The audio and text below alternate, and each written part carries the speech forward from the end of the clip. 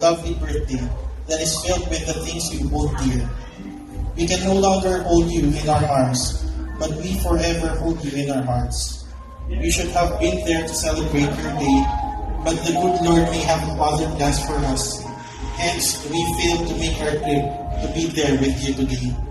But be that as it may, rest assured that we're always right there beside you. Third page. It's time to make because that's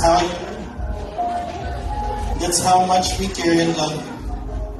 God has endowed you with so much blessings, gifted you with talent that you can maximize to achieve your dreams. You have a loving husband, talented and caring kids, to fill your life with pride and happiness, and a very handsome brother.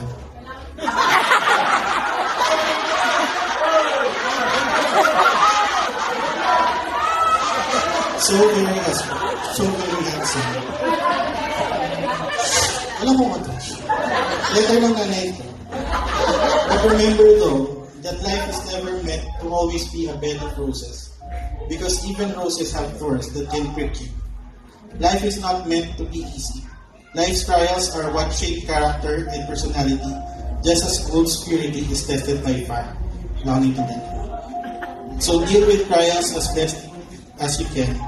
Always be confident in the face of adversity, and do not indulge in failure, because God made you to be a winner. Look forward to your future with courage and grace. Be always cheerful, and indulge in all things possible, or positive, because you're someone special in the eyes of God.